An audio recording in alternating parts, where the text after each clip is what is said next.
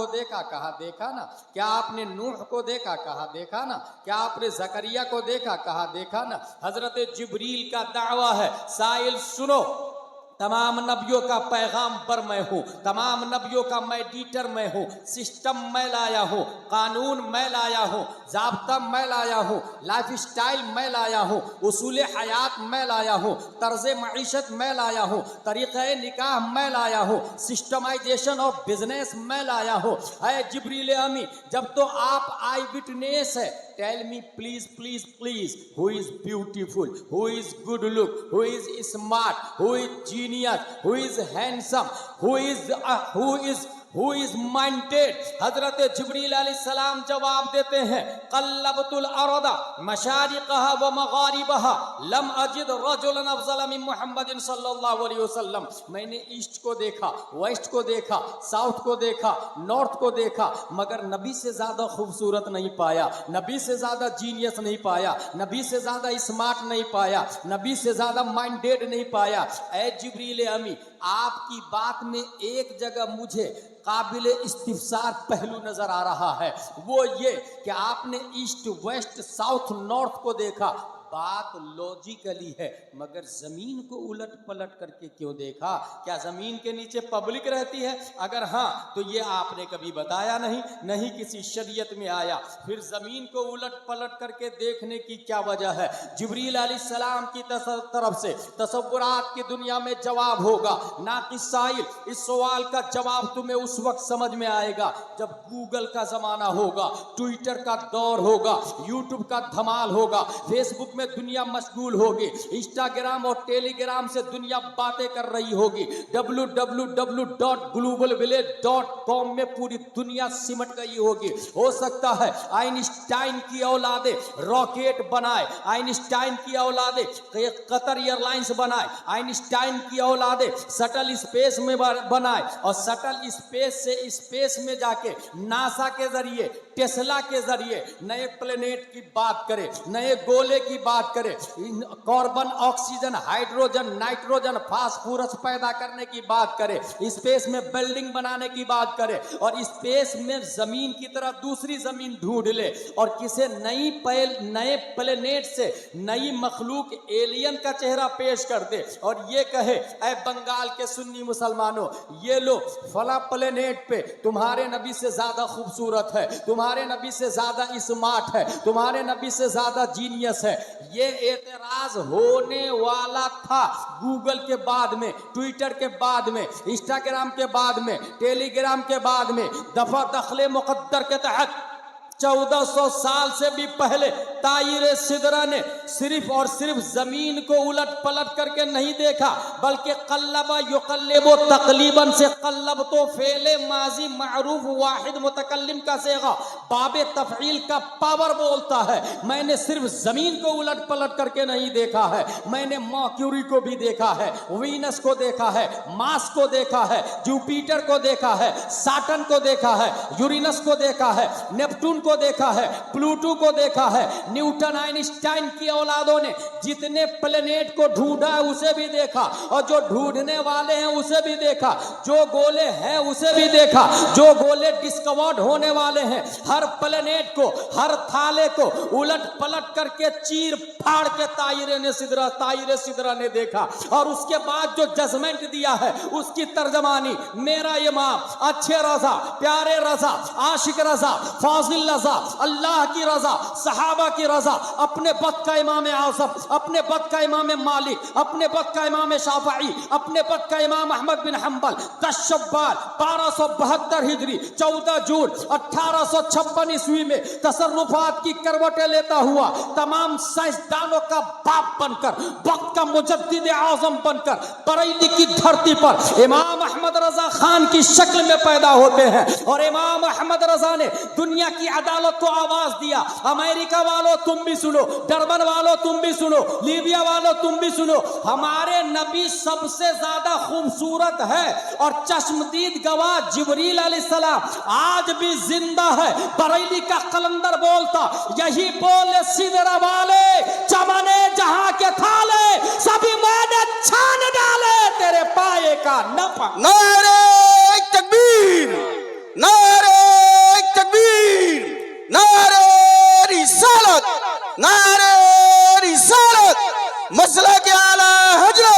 वलमाए अहले सुन्नत, नारे तकबीर, नारे रिसालत।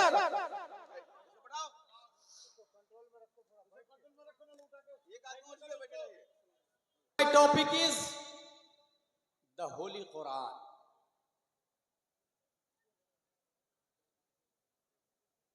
इस वक्त पूरी दुनिया में सबसे ज्यादा पॉपुलर जो ऐप है उसका नाम है चैट जीपीटी।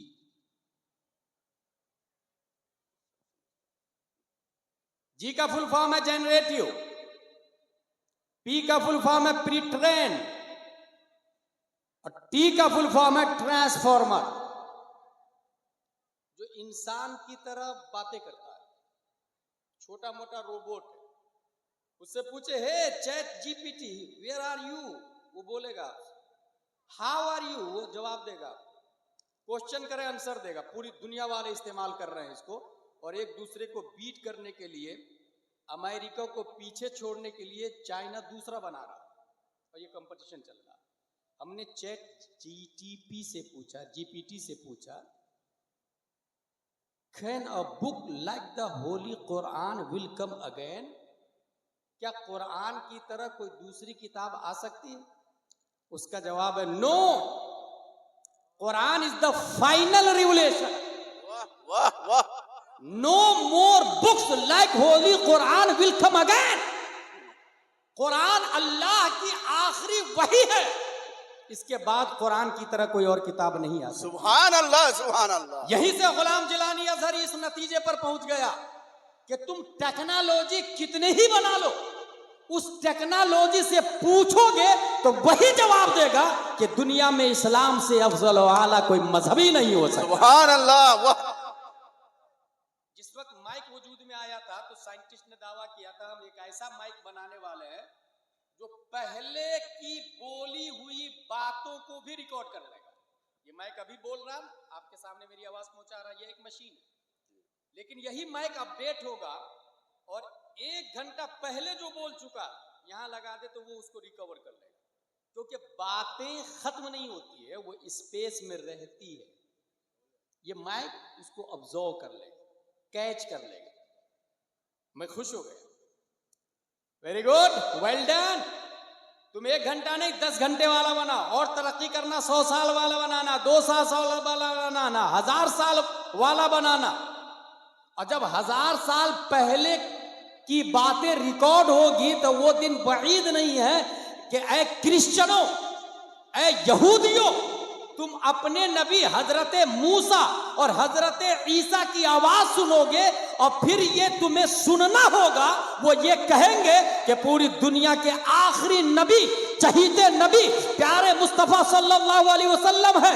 ऐ मेरी उम्मतों, ऐ मेरे फरमाबरदारों, ऐ मेरे पैरोकारों, अगर तुम ये चाहते हो कि अपने ईमान की हिफाजत करें तो मोहम्मद पर ईमान लिया, क्योंकि अगर मैं भी मुस्तफा का जमाना पाता तो उन पर ईमान लाता और उन्हीं की किताब कुरान मुकद्दस की तिलावत कर। वाह, बहुत को, बहुत को। बनाओ जितनी टेक्नोलॉजी बनाना, मगर इस्लाम को बीट नहीं कर सकते आप। कुरान 114 सूरत है, 7 मंजिल, 23 बरस में नाजिल होता है। 1000 अवामिर order, 1000 Navahi doesn't, 77,450 कलिमा, 3 lakh हुरूफ। Quran मुकद्दस Jamia Qadria में हिफ्ज कराया जाता है, दस्तारबंदी भी। मेमोरी पावर स्ट्रॉन्ग हो तो इंसान बहुत जल्दी कैच करता है उसको, बहुत जल्दी।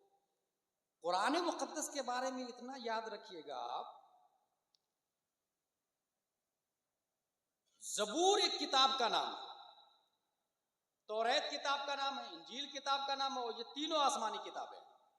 ज़बूर के अंदर 150 सूरतें, तौरात के अंदर 1000 सूरतें और हर सूरत में 1000 आयत है।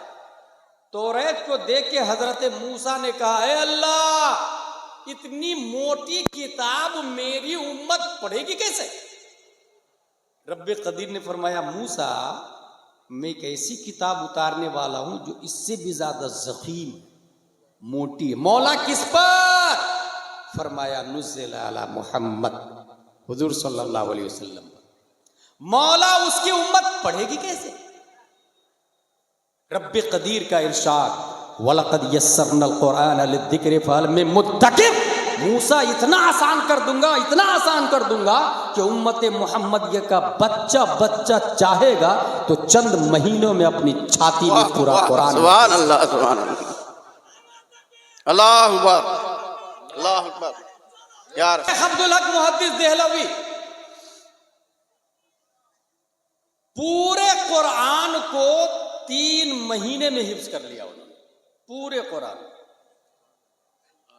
मुजद्दिद अल्फे सानी को जेल में डलवा दिया। वो जेल में जाके बोले कुरान लेकर आ। कुरान बुलवाया, पढ़ना शुरू किया। 3 महीने में पूरे कुरान का उन्होंने भी हिफ्ज कर लिया। आपको हैरत होगी, मैं एक ऐसे आदमी का नाम बता रहा हूं जो सिर्फ 7 दिन में पूरे कुरान का हिफ्ज कर लिया। वो गए पढ़ने के लिए इमाम साहब के पास। इमाम साहब मैं अल्लामा बनना चाहता हूं। इमाम साहब ने कहा जा कुरान याद करके आ। इसका मतलब यह हुआ कि अल्लामा बनने के लिए कुरान का हिफ्ज बहुत ही मुफीद और जरूरी है। अपने इंडिया में क्या हो रहा है कि कुरान शरीफ लोग तरावी पढ़ाने के लिए याद करते हैं। गलत। कुरान नाजिल तरावी पढ़ाने के लिए नहीं हुआ। कुरान नाजिल हुआ है लाइफ स्टाइल के लिए। तरावी एक जिमनन है। कुरान का वजूद हुआ तरीक़े हयात के लिए। चले कैसे, खाए कैसे, पिए कैसे। कॉन्स्टिट्यूशन ऑफ इस्लाम, जिस तरह भारत का संविधान है ना, ऐसे इस्लाम का संविधान है कुरान। हर मुल्क का संविधान होता है, इस्लाम का संविधान कुरान। लाइफ स्टाइल है। मगर मोस्टली लोग अपने इंडिया में अलग से हिफ्ज की क्लास भी चल रही है, हाफिज भी हो जाता है, और हाफिज होकर दस्तारबंदी हो गई। मैं किसी अल्लामा से कम नहीं। वो तकरीर भी करते हैं, वो मसले भी बताते हैं। नहीं, हाफिज को मसला भी नहीं बताना चाहिए। जो याद हो वही बताना चाहिए, नहीं तो अपने से बड़े आलिम के हवाले कर देना चाहिए। और ये पब्लिक की लापरवाही की वजह से भी हुआ। MBBS की फीस 200 रुपये, MD की फीस 500 रुपये, DM की फीस 1000 रुपये। मगर यहाँ हर कुर्ता पजामा टोपी वाला हाफिज साहब, इमाम साहब, मौलवी साहब, आलिम साहब सब एक ही जुमरे में नजर आते हैं। सबसे सब पूछ भी लेते हैं और सबकी पैरवी भी कर लेते हैं।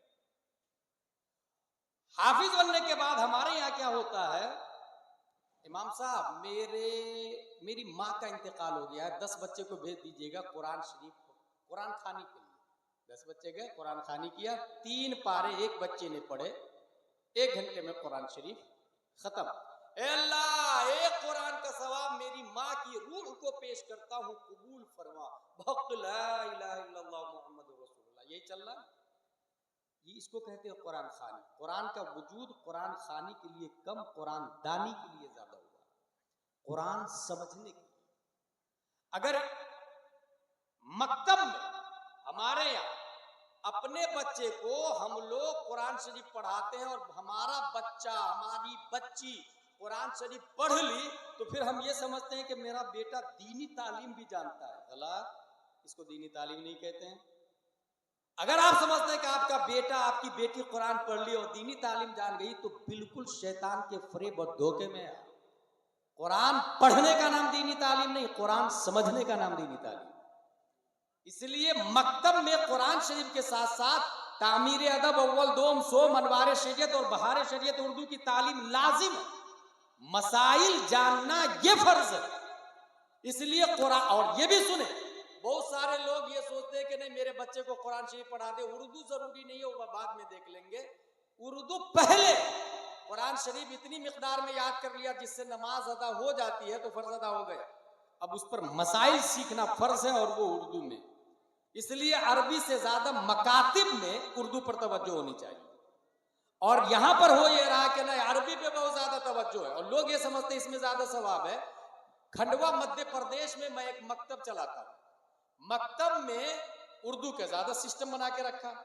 खातून आ गई लड़ने के लिए, आपके मदरसे में उर्दू बहुत ज्यादा चलती है, मेरी बच्ची कुरान शरीफ कब पढ़ेगी? मैंने कहा चलो कुरान शरीफ पढ़ा दिया। क्या कर लेगी आपकी बच्ची? रमजान में एक कुरान खत्म कर ले, 2 कुरान खत्म कर ले, 3 कुरान, रोजाना 3 पारे पढ़े, 3 कुरान खत्म। एक रमजान में 1 महीने में 3 कुरान का सवाब मिलेगा। अब सुने, अल्लामा नईमुद्दीन मुरादाबादी लिखते हैं कि अगर कोई शख्स एक आयत की तफसीर समझ लेता है तो अल्लाह तबारक व तआला 10 कुरान का सवाब अता फरमाता है। कुछ समझ में आया? इसका मतलब रमजान में पूरा कुरान खत्म करना ये मुस्तहब है, मगर रोजाना अगर एक आयत की तफसीर समझ लिए तो रोजाना 10 कुरान का सवाब आपको मिल रहा है। इसकी तरफ कोई नहीं तवज्जो दे रहा। रस्मो रिवाज, माहौल, सिस्टम, थ्योरी, उसकी तरफ सब लोग चले जा रहे हैं। स्पिरिचुअल ऑफ इस्लाम क्या है, इसके लिए कोई सोचने को तैयार नहीं। नतीजतन ये तबाही और खराबी लाजिम आ रही है। इसलिए कुरान शरीफ से ज्यादा, कुरान शरीफ पढ़ने से ज्यादा समझना जरूरी है। और आलिम जितने ज्यादा कुरान की आयतें याद होगी उतनी ज्यादा दलाइल याद होगी। आपसे मैं पूछूं वुजू में 4 फराइज है, चेहरा धोना, हाथ धोना, मसा करना, पांव धोना, कहां लिखा? नहीं बता पाएंगे। ये कुरान में लिखा भाई साहब। इसको हटा यहां से, इसको ये डिस्टर्ब कर रहा बार बार। 3 फराइज है, कुल्ली करना, नाक साफ करना, पूरे बदन पे पानी बहाना। कुरान में कहां लिखा? कुरान का वजूद दलील के लिए हुआ। ये जो मसाइल है इसके दलाइल के लिए कुरान का वजूद हुआ। इसलिए इमाम साहब ने बच्चे से कहा जा कुरान याद करके आ। बच्चा गया, 1 दिन, 2 दिन, 3 दिन, 4 दिन, 5 दिन, 6 दिन, 7वें दिन फिर हाजिर, हजरत मुझे अल्लामा बना दीजिए। मैंने कहा ना कुरान याद करके आ। बोले कर लिया। आपने 7 दिन में कुरान याद कर लिया? बोले हाँ हजरत कर लिया। उस बच्चे का नाम मोहम्मद बिन हसन शीबानी रज़ी अल्लाह ताला अन्हु है, और वो इमाम साहब जिसने कहा जाओ कुरान याद करके आओ, उस इमाम का नाम इमाम आज़म अबू हनीफा रज़ी अल्लाह ताला। आपको हैरत होगी, मजीद भारत में मैं एक ऐसे आदमी को जानता हूं जो सिर्फ 7 घंटे में पूरे कुरान का हिफ्ज़ कर लिया। 7 घंटे में। हुआ यूं, उससे किसने कह दिया हाफिज साहब, he thought of not Hafiz Quran but you said हाफिज साहब, I have 2 option, मैं हाफिज नहीं हूं, तुमने हाफिज कह दिया। या तो मना कर दूं भाई कल से हाफिज मत बोलना, या तो फिर हाफिज बन ही जाता हूं ताकि इसकी बात सच हो जाए। इस वक्त क्या हाल चल रहा? नाजरा खान सोचता है लोग मुझे हाफिज साहब बोले, हाफिज साहब सोचता है लोग मुझे आलिम साहब बोले, आलिम साहब सोचते हैं लोग मुझे मुफ्ती साहब बोले, और कुछ मुफ्ती मुजद्दिद का पेपर बांट रहे हैं। लेकिन वो आदमी था, उन्होंने कहा कि भाई मैं हाफिज नहीं हूं, इसने हाफिज कह दिया, अब क्या करूं मैं, इसको मना कर दूं या हिफ्ज कर लूं? उन्होंने दूसरा वाला ऑप्शन चुना, लाओ हिफ्ज कर ही लेता हूं, किसको मना कर दूंगा। उसने पहला पारा अलिफ लाम मीम 1 बार पढ़ा और याद कर लिया, सिर्फ 1 बार, और इतना अच्छा याद किया कि जाके तरावी भी पढ़ा। दूसरे दिन सयकूल 1 बार, तीसरे दिन तिलकर रसूल, चौथे दिन लंतनालू, 5वें दिन वल मुहसना, 6वें दिन ला युहिब्बु, 7वें दिन वैदा समय, 8वें दिन वलौ अन्ना, 9वें दिन काल अल मलौ, 10वें दिन वअलमु, 11वें दिन याअतदिरुन, 12वें दिन वमा मिन दाब्बा, 13वां दिन वमा उबर्रियो, 14वां दिन रोबमा, 15वां दिन सुब्हानल्लज़ी, 16वां दिन काल अलम, 17वां दिन इक़तरब, 18वां दिन क़द अफ़लह, 30वां दिन अम्मा यतसालून 1 बार पढ़ा और याद कर लिया। उनके पढ़ने के टाइम को जोड़ा गया तो तखमीनन 7 घंटे में हाफिज कुरान बनने वाला कोई और नहीं, सुन्नियों की आन बान शान, बरेली का कलंदर, भारत की जान, इमाम अहमद रजा खान।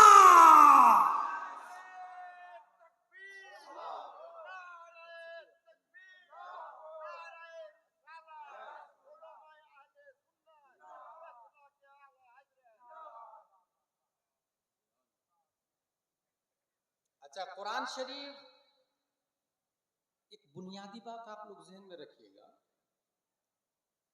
एक है मौजिज़ा, एक है करामत और एक है कुदरत, और तीनों में एक ही चीज कदर मुश्तरक है। हमारे उलमा शरअ कायद में पढ़ते हैं और पढ़ाते हैं, उसको कहते हैं खर्क़ आदत। कुदरत, मौजिज़ा, करामत।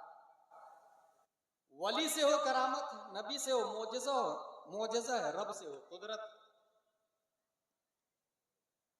सबसे बड़ी करामत क्या है? और सबसे बड़ा मौजज़ा क्या? यहां पर एक वली दाएं तरफ, एक वली बाएं तरफ। ये दाएं वाले वली पानी पे नहीं चलते, हवा में नहीं चलते, दरख्त को नहीं बुलाते, बीमारों पर हाथ रख के शिफा नहीं देते। जब मुअज्जिन हय्या अलल फलाह कहता है तो वो मस्जिद में चले जाते, झूठ नहीं बोलते, नमाज पढ़ते हैं, अल्लाह अल्लाह करते। इधर वाले जो वली है वो पानी पे भी चलते हैं, हवा में भी चलते हैं, परिंदों को भी बुला लेते, और मरीजों की लाइन लगी रहती है। पब्लिक भीड़ किधर लगाए? अकुश लेफ्ट में या राइट में? लेफ्ट में भीड़ लगाए। इसी को कहते हैं रस्म और रिवाज। स्पिरिचुअल ऑफ इस्लाम नहीं समझते। ये एजुकेशन नहीं, ये लिटरेसी नहीं, इलिटरेसी। अगर आप इस्लाम को समझेंगे तो पानी पे चलना करामत है ही नहीं। अगर पानी पे चलना करामत और विलायत की दलील है तो रूए जमीन पर सबसे बड़ा अल्लाह का वली डॉल्फिन को होना चाहिए, ब्लू व्हेल को होना चाहिए, शार्क को होना चाहिए, मगरमच्छ को होना चाहिए। मगर पानी पे चलना करामत है ही नहीं। अगर हवा में उड़ना करामत और विलायत की दलील है तो रूए जमीन का सबसे बड़ा अल्लाह का वली शाहीन को होना चाहिए, ईगल को होना चाहिए, बाज को होना चाहिए, कबूतर, मैना, कौवा, कबूतर को अल्लाह का वली होना चाहिए। मगर हवा में चलना विलायत है ही नहीं, पानी पे चलना विलायत है ही नहीं। मरीजों को शिफा देना अगर विलायत है तो दुनिया में जितने MBBS, MD और DM है, इन सबको अल्लाह का वली होना चाहिए। मगर ये अल्लाह के वली नहीं है। फिर वली है कौन और करामत सबसे बड़ी क्या है? आइए पीरों के पीर रोशन जमीर शेख अब्दुल कादिर रज़ियल्लाहु ताला अन्हु से पूछते हैं। गौसे आजम रज़ियल्लाहु ताला अन्हु से पूछा गया, हुजूर सबसे बड़ी करामत किसको कहते हैं? गौसे आजम फरमाते हैं, करामतुल वली अन यकून कौलुहु व फ़िअलुहु मुताबिक़न लिक़ौलिही व फ़िअलिही सल्लल्लाहु अलैहि वसल्लम। एक वली की सबसे बड़ी करामत यह है कि उनकी बात नबी की बात के मुताबिक हो, उनका काम नबी के काम के मुताबिक हो। पता ये चला ये जो दाएं वाला है ये नबी के तरीके पर चलता है, झूठ नहीं बोलता, रोजा रखता है, नमाज पढ़ता है, हय्या अलल फलाह पर लब्बैक कहता है। और ये जो बाएं तरफ वाला है पानी पे चलना, हवा में उड़ना, क्या नबी पानी पर चले हैं? क्या नबी हवा में उड़े हैं? तारीख में ऐसा कुछ हो तो आप बता दे मुझे, तो मैं भी गौर व फिक्र कर लूं। गौसे आजम फरमाते हैं वली की सबसे बड़ी करामत यह है कि उनकी बात नबी की बात के मुताबिक हो, शरीयत पर चलना यह सबसे बड़ी करामत है। अल इस्तिकामा फौकल करामा। साबित हो गया हवा पे चलने वाला यह अल्लाह का वली नहीं हो सकता। मगर फसादे उम्मत के जमाने में टोपी के बगैर जो पानी नहीं पीता है, जो नमाज की पाबंदी करता है, जो झूठ नहीं बोलता है और जो नबी के नाम पे 24 घंटा मरने के लिए तैयार होता है, वो अल्लाह का वली है, वो अल्लाह का मुकद्दस वली है। और नबी के नाम पे मरना यह सबसे बड़ी करामत है। यही से पता चल गया तौहीद और रिसालत के शहदाइयों, ढोंगी बाबाओं के पीछे मत पड़ना, हवा में चलने वाले डुप्लीकेट पीरों के पीछे ना जाना। ये देखना वो आलिम है कि नहीं, वो नमाज पढ़ता है कि नहीं, वो जाहिलों के साथ इख्तिलात किस कदर रखता है, वो तन्हाई में औरतों को बैठा के सर पे हाथ रख के दुआ ताबीज तो नहीं करता है। अगर ऐसा आदमी है तो हरगिज हरगिज उससे बैत ना होना। और समझ जाना ये इंसान कौम के लिए फसादी है, ये इंसान शरीयत के लिए डेंजरस है। ये देखना कि उनका रंग ढंग नबी के रंग ढंग से मिल रहा है तो आंख बंद करके उसे के पीछे चलना, वही वो आदमी है जो आपको आला हजरत तक ले जाएगा, आला हजरत गौसे आजम तक, गौसे आजम मुस्तफा तक और मुस्तफा रब्बे कदीर तक पहुंचा दें। तो सबसे बड़ी करामत मैंने बता दी। सबसे बड़ा मोजेजा चांद को नबी ने फाड़ दिया, क्या ये सबसे बड़ा मोजेजा है? नहीं। सूरज को नबी ने बुलाया, सबसे बड़ा मोजेजा है? नहीं। नबी का सबसे बड़ा मोजेजा कुरान मुकद्दस, जो आज जामिया कादरिया में पढ़ाई जाती है। कुरान मुकद्दस आज भी मोजेजा, आज भी। अब जरा इसके बारे में कुछ इल्मी गुफ्तगू होगी जिसे तवज्जो से सुनिएगा। कुरान मोजेजा क्यों बना? पूरी दुनिया के अंदर इंसान बोलता है मगर ये बोलना भी इजाफी चीज है। एक इंसान कम बोलता है तो उसको भी कह देते हैं गूंगा, और जो जुबान से नहीं बोलता है उसे भी कहते हैं गूंगा। अरब का मतलब होता है बोलने वाला, और अरब के अलावा को अहले अरब अजम कहते हैं, जिसका मतलब है गूंगा। अरब के अंदर बकरी चराने वाला भी शायर होता है, बहुत बड़े बड़े शायर, दाग देहलवी जैसे हजारों उसके दामन में सिमट जाए, मिर्जा जैसे लाखों उसके दामन में सिमट जाए। ऊंट चराने वाला शायर होता है। आम है शेरों में बात करना। बाजारे औकाश, हर हफ्ते लोग अपने अशार कहेंगे बाप दादा की तारीफ में। जिसका कलाम बहुत अच्छा होगा खाने काबा पे लटका दिया जाएगा। अगले वीक दूसरा कलाम जो अच्छा होगा उसको हटा के उसको लगाया जाएगा। ये सिस्टम था। ऐसे माहौल में प्यारे मुस्तफा ने कहा काबा पर एक आयत लटका दो, इन्ना आतैना कल कौसर फसल्ली लिरब्बिका वनहर इन्ना शानिअका हुवल अब्तर। और फिर चैलेंज, इसका जवाब लेकर के आओ, इसके मुकाबिल कोई शेर लेकर के आओ, कोई कलाम लेकर के आओ, कोई नज्म लेकर के आओ, कोई नज्र लेकर के आओ। और एक आदमी से नहीं हो रहा है ना, तो अरब के जितने शायर और जीनियस है सब के सब जमा हो जाओ। और इंसान से काम नहीं चल रहा तो जिन्नातों को भी बुला लो। इंसान और जिन्नात सब मिल के लाओ। सब मिल करके भी नहीं ला पाए, उसके आगे एक ने एक लफ्ज लिख दिया, मा हादा कलामुल बशर, ये इंसान का कलाम नहीं, खालिक इंसान का कलाम है। ऐसे में प्यारे मुस्तफा सल्लल्लाहु ताला अलैहि वसल्लम का कोई उस्ताद नहीं है, याद रखिएगा। Therefore every student should be an ideal student. हर शख्स वही बोलता है जो सुनता है। यहां एक बात और याद आ गई मुझे, जो बच्चा पैदाइशी बहरा होता है वो पैदाइशी गूंगा भी होता है। फिर से सुने मेरी बात, जो बच्चा पैदाइशी बहरा होगा वो पैदाइशी गूंगा भी होगा। क्यों? क्योंकि ये जो डायरी होती है ना, डायरी ये प्लेन होती है। बच्चा जब पैदा होता है तो उसके दिमाग की डायरी प्लेन है। इस प्लेन डायरी में वोकेबुलरी जब जाती है तो बच्चा दिमाग में लिखता है उसको, और जो लिखता है वही वो प्रोनाउंस करता है। मीम अलिफ ज़बर मा नून गुन्ना माँ, आपने बोला, बच्चे ने सुना, वही जुबान से बोलता है माँ। यही बच्चा अगर अलीपुर में पैदा होता है और उसको दूसरे दिन लंदन में छोड़ दे और 2 साल के बाद बोला है तो वो माँ नहीं बोलेगा, mother, father, brother, sister, skies, animals, water, trees. जो सुनता है वही डायरी में सेव करता है। यहीं से ये भी मुझे समझ में आया कि अगर हमारी माँ और बहनें अपने बच्चे को दूध पिलाती है तो आटा गूंथते समय उसे चाहिए कि पानी आटा में मिलाए, आटा गूंदे और मोबाइल पर यूट्यूब में लगा दे कलाम आला हजरत उवैस रजा कादरी। अब इधर मोबाइल चलेगा जिसमें आवाज आएगी, क्या दबे जिस पे हिमायत का हो पंजा तेरा, शेर को खतरे में लाता नहीं कुत्ता तेरा, बद सही चोर सही मुजरिमो नाकारा सही है वो कैसा ही सही है तो करीमा तेरा। नेक्स्ट कलाम चालू होगा, उनकी महक ने दिल के गुंचे खिला दिए हैं, जिस राह चल दिए हैं कूचे बसा दिए हैं। अगला कलाम चलेगा, दुश्मन अहमद पे शिद्दत कीजिए, मुल्हिदों की क्या मुरब्बत कीजिए, गैस में जल जाए बेदीनों के दिल, या रसूल अल्लाह की कसरत कीजिए। माँ आटा गूंद रही है, बच्चा गोद में खेल रहा है, उसके कानों में आला हजरत का कलाम जाएगा, उसके कानों में नबी की सिफत जाएगी, उसके कानों के रास्ते नबी के औसाफ जाएंगे, दिमाग की डायरी में वो सेव करेगा।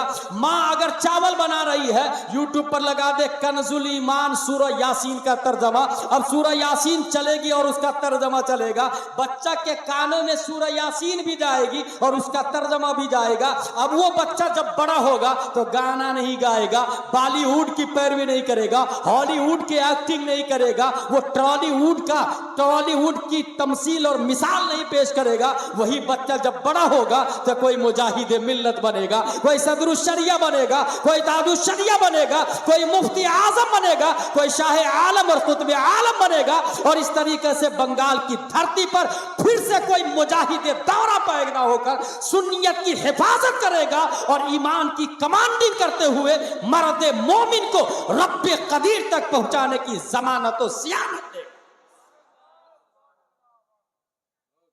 जो सुनता है वही महफूज होता है। हुजूर सल्लल्लाहु ताला अलैहि वसल्लम अरब में पैदा हुए, अरब वाले अशार बोल रहे हैं, कुरान शरीफ का जवाब कोई ना ला सका। हुजूर सल्लल्लाहु अलैहि वसल्लम का कोई उस्ताद नहीं है, किसी ने पढ़ाया नहीं। और पढ़ाएगा कौन किसको? पहले स्टूडेंट या पहले टीचर? पहले टीचर, यही है ना, पहले स्टूडेंट या पहले टीचर? पहले टीचर। इंसान पहले, डॉक्टर बाद में, डॉक्टर पहले, स्टूडेंट बाद में, बाप पहले, बेटा बाद में। यहां मैं अकॉर्डिंग टू साइंटिस्ट एक बात करने जा रहा हूं कि नबी का टीचर बनता कौन? टीचर बनने के लिए नबी से पहले होना जरूरी है।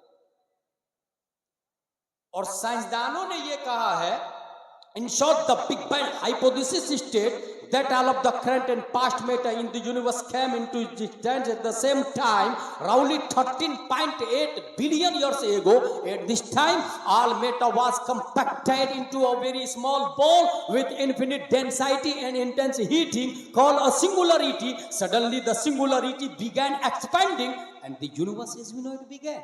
पूरी दुनिया एक डॉट से बनी, अचानक वो डॉट फटता है, लंदन, अमेरिका, अलीपुर, बंगाल, दुनिया का वजूद हो जाता है। कौन बोल रहा है? ये साइंटिस्ट बोल रहे हैं। पूरी दुनिया एक डॉट से बनी। साइंटिस्ट से मैं एक सवाल करना चाहता हूं, वो डॉट रहता कहां था? हयीज़ तबई क्या थी? लाया किसने? कलर कैसा था? Reply I don't know. साइंसदानों ने कहा मुझे नहीं मालूम। घुटने टेक दिए उसने, बड़ी मेहनतों मशक्कत से 13.8 बिलियन ईयर से, बिलियन 1 मिलियन 10 लाख का होता है, 1 बिलियन 100 करोड़ को कहते हैं। 13.8 बिलियन ईयर्स एगो दुनिया डॉट से बनी है। वो डॉट कहां से आया, क्यों आया, कैसे आया, नहीं पता। चले अब दारुल उलूम जामिया कादरिया मजहरुल उलूम में पढ़ने वालों से पूछ लेते हैं, आप बताइए उस डॉट की हकीकत क्या है, उसकी माहियत क्या है? अल्लाहु अकबर कबीरा। ये जामिया कादरिया के तलबा पहले, सबसे पहले नाजरा पढ़ते, फिर एदादिया, ऊला, सानिया, सालसा, राबिया, खामिसा, सादिसा, साबिया, सामिना, फजीलत, बुखारी शरीफ, तिरमिजी शरीफ, अबू दाऊद शरीफ, मुस्नद अहमद बिन हंबल हदीस तक पहुंचते हैं तो वहां एक बात नजर आ गई। और वो बात यह है कि 1400 साल पहले प्यारे मुस्तफा की बारगाह में खड़े होके हजरत जाबिर ने नबी से इस क्वेश्चन का आंसर पूछ लिया, या रसूल अल्लाह अखबिरनी अन अव्वल शैइन खलक़ल्लाहु तबारक व तआला क़ब्ल कुल्लिल अशिया। क़ाल या जाबिर इन्नल्लाह तआला क़द खलक़ नूर नबिय्यक मिन नूरिही फजअल ज़ालिका नूर यदूरु बिल क़ुदरति हैसु शाअ अल्लाहु तबारक व तआला व लम यकुन फी ज़ालिकल वक़्त लौहुन वला क़लमुन वला जन्नतुन वला नारुन वला मलकुन वला समाउन वला शम्सुन वला क़मरुन वला जिन्नुन वला इंसुन फलम्मा अराद अल्लाहु अन यख़लुक़ल ख़ल्क़ क़स्सम ज़ालिका नूर इला अर्बअति अज्ज़ा फ़ख़लक़ मिनल जुज़्इल अव्वल अल्लाह व मिनल सानी अल क़लम व मिनल सालिस अल अर्श सुम्मा क़स्सम अल जुज़्अ राबि इला अर्बअति अज्ज़ा इला आखिर। या रसूल अल्लाह, अल्लाह ने सबसे पहले किस चीज को पैदा फरमाया? प्यारे मुस्तफा जवाब देते हैं, जाबिर अभी जमीन नहीं है, आसमान नहीं है, सितारे नहीं है, कहकशा नहीं है, अशजार नहीं है, अबहार नहीं है, अकमार नहीं है, स्काइज नहीं है, एनिमल्स नहीं है, ट्रीज नहीं है, कायनात की कोई शय नहीं है। अल्लाह ने सबसे पहले तुम्हारे नबी के नूर को पैदा फरमाया है। अब बात समझ में आ गई। न्यूटन आजा, डार्विन आजा, जरकाली आजा, केपलर आजा, कैम्ब्रिज वाला तू भी आ, ऑक्सफोर्ड वाला तू भी आ, कॉन्वेंट वाला तू भी आ, लिटिल फ्लावर वाला तू भी आ, सेंट पायस वाला तू भी आ, सेंट जोसेफ वाला तू भी आ, सीबीएसई पैटर्न वाला तू भी आ।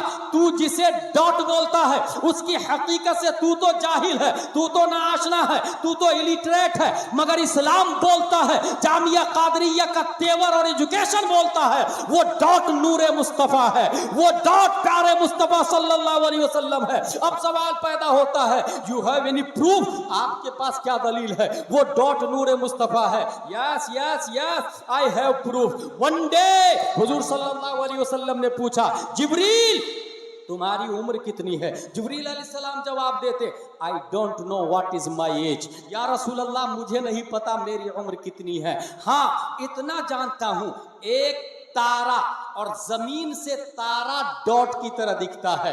एक तारा चौथे हिजाब में 70,000 बरस के बाद चमकता था, उसको मैंने 72,000 मर्तबा देखा। 13.8 बिलियन ईयर्स एगो इंसान बोलता है, मगर जिब्रील अलैहिस्सलाम बोलते हैं 70,000 को 72,000 से इंटू करे, उससे भी पहले मुस्तफा जलवागर है। प्यारे मुस्तफा इरशाद फरमाते हैं, जिब्रील व इज्जत रब्बी अना ज़ालिकल कौकब, मुझे मेरे रब की इज्जत और जलाल की कसम, वो तारा मैं हूं, मैं हूं, मैं हूं। पता ये चला नबी का टीचर इसलिए कोई नहीं है कि टीचर पहले होता है, स्टूडेंट बाद में, और यहां कायनात बाद में है, नबी पहले है। इसलिए मुझे कहने दे, पूरी दुनिया स्टूडेंट है, मुअल्लिम कायनात, teacher of the universe Amina का लाल है। सुभान अल्लाह, सुभान अल्लाह। नारे तकबीर, नारे तकबीर, नारे रिसालत, नारे रिसालत। हुजूर सल्लल्लाहु तआला अलैहि वसल्लम teacher of the universe, Muallem कायनात। कुरान मुकद्दस हुजूर सल्लल्लाहु तआला अलैहि वसल्लम का सबसे बड़ा मौजज़ा क्यों? इसलिए कि नबी किसी से पढ़े नहीं, और जब बातें कर रहे थे तो तेरे आगे यूं हैं दबे लचे फौसहा अरब के बड़े बड़े, कोई जाने मुंह में जुबान नहीं, नहीं नहीं नहीं, बल्कि जिस्म में जान नहीं। हुजूर सल्लल्लाहु तआला अलैहि वसल्लम कलाम फरमाया, वो भी अरब। अरब का हाल ये है, अब जरा अरब की अरबी भी सुने। इतने एक्सपर्ट होते हैं कि एक शेर में 2 मिसरा होता है। जैसे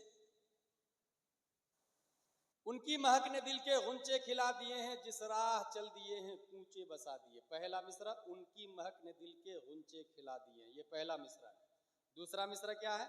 जिस राह चल दिए हैं कूचे बसा दिए। अज़्म मुहकम हो तो होती है बलाएं पसपा, कितने तूफान पलट देता है साहिल तन्हा। पहला मिसरा, अज़्म मुहकम हो तो होती है बलाएं पसपा, ये पहला मिसरा है। ये मुकम्मल कब होगा? जब दूसरा उससे जुड़ेगा। कितने तूफान पलट देता है साहिल तन्हा, तुम दिए बादे मुखालिफ से न घबरा है उक़ाब। पहला मिसरा, ये तो चलती है तुझे ऊंचा उड़ाने के लिए। दूसरा मिसरा, अरब का हाल सुनो। इम्रुल कैस के बारे में फेमस है, उसके इम्रुल कैस को किडनैप कर लिया लोगों और कहा हम तुम्हारा मर्डर करने वाले हैं, आखिरी ख्वाहिश। उसने कहा हाँ यार, एक ख्वाहिश है मेरी। देखिए अरबी का उरूज पर जाना और कितना जीनियस होना और किस कदर शेर गोई में महारत ताम्मा होना था, इसका अंदाजा लगा। उसने एक शेर दिया, शेर ने मिसरा दिया, कहा मेरी आखिरी ख्वाहिश ये है कि ये मेरा मिसरा है, मेरी बेटी को दे देना जाके, बस यही आखिरी ख्वाहिश है। मिसरा क्या है? अला या इब्नता इन्नी अबाकुमा, खबरदार ऐ मेरी दोनों बेटियां, मैं तुम्हारा बाप हूं। ये मिसरा है। अला या इब्नता इन्नी अबाकुमा। इम्रुल कैस का मर्डर हो गया। वो मिसरा लेकर के कातिल उसके घर पहुंचे। इम्रुल कैस का घर कौन है? बोले ये घर। दरवाजा को नॉक किया, कौन? मैं। अंदर से उसकी बेटी आई, कहा ये तुम्हारे बाप ने मैसेज दिया। वो मिसरा दे दिया। बेटी मिसरा लेके अंदर गई और अंदर से फिर चिल्लाती है, लोगों मेरे बाप का कत्ल हो गया, मेरे बाप का कत्ल हो गया, कातिल यहां पर है, पकड़ो पकड़ो पकड़ो। लोग आके गिरफ्तार कर लिए। कहा तुमको कैसे पता चला तेरे बाप का कातिल ये? कहा पहला मिसरा है अला या इब्नता इन्नी अबाकुमा, खबरदार है मेरी दोनों बेटियां, मैं तुम्हारा बाप हूं। इसका दूसरा मिसरा सिवाय इसके और कोई फिट ही नहीं हो रहा है। वक़द क़ुतिला व क़ातिलहु लदाकुमा, वो कत्ल कर दिया गया है, कातिल निगाहों के सामने में।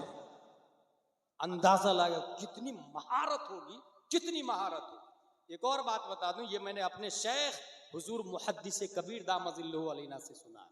मुहद्दिस कबीर कौन है? आप लोग जनरल नॉलेज में दिमाग में बैठा ले।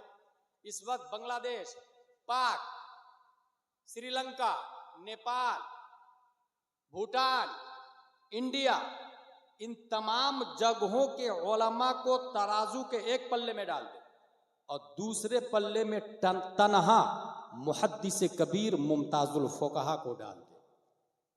शहजादे सदरुशरिया हुजूर मुहद्दिस कबीर उन तमाम उलमा पे भारी और गालिब नजर आए। ये हुजूर मुहद्दिस कबीर जिनके बारे में ताजुशरिया ने फरमाया था, अल्लामा का गुस्ताख कोई जाहिल ही हो सकता है। हुजूर मुहद्दिस कबीर से मैंने क्या सुना वो बताते हैं किताब के हवाले से, किताब भी मैंने सर्च किया है इसको। एक शख्स अरब की मजलिस में बैठता था, अरबी दानी देखे, अरब की मजलिस में बैठ के एक अजम का आदमी बरसों से अरब में रह रहा था, फारस का रहने वाला था। अरब में रहते रहते अरबी पर महारत ताम्मा हासिल हो गई थी। कोई आदमी अगर महाराष्ट्र से आके आपके ये अलीपुर में रहने लग जाए और बंगला बहुत शानदार बोले और ये कहे कि मुझे कोई पकड़ भी नहीं पाता है कि मैं महाराष्ट्र का हूं या बंगला का हूं, उसकी महारत की बुनियाद। ऐसे ही अजम से एक आदमी जाके अरब में अरबी पर इतनी महारत किया तो उसने दावा कर दिया कि मेरी गुफ्तगू से कोई अंदाजा नहीं लगा सकता कि मैं अरब का नहीं हूं। ये अरब वालों को अच्छा नहीं लगा। बाहर वाला हो के हमारे यहाँ घुस के इस कदर दावा, हमसे अच्छी अरबी का। एक काम कर, फला गांव में चले जा, उस गांव में फला आदमी से मिलना, एक देहाती से। अगर उसने नहीं पहचाना तो तुम्हारा दावा सच्चा है कि तुमको अरबी में महारत ताम्मा है, और अगर उसने पहचान लिया कि तुम अरब का नहीं हो तो आइंदा दावा मत करना। कहा ओके डन, चैलेंज। पहुंच गया गांव में, दरवाजा को नॉक किया, अंदर से बेटी आती, बच्ची आती है। इनते मन अंत, आप कौन? काना फुला। आईना अबूक उरीदो अन अरा, तुम्हारा बाप कहाँ, मैं उनसे मिलना चाहता हूं। बच्ची का जवाब सुने, छोटी बच्ची है, बच्ची का जवाब सुने। अबी फाइल फयाफी फैदा फाल फयोफा। जवाब सीधा सर के ऊपर से बाउंस कर गया। आईना अबूक उरीदो अन अरा, तेरा बाप कहाँ, मैं उससे मिलना चाहता हूं। कुल तू अभी फाइल फयाफी फैदा फाल फयोफा। उसने फिर कहा आईना अबूक उरीदो अन अरा। अंदर माँ किचन में खाना बना रही थी। माँ बोलती है बेटी कौन है दरवाजे पर? तो बच्ची बोलती है लगता है कोई आजमी है, मेरी भाषा नहीं समझ रहा। लगता है कोई आजमी, एक बच्ची बोल रही है। उसने दावाई करना छोड़ दिया कि मुझे अरबी आती है।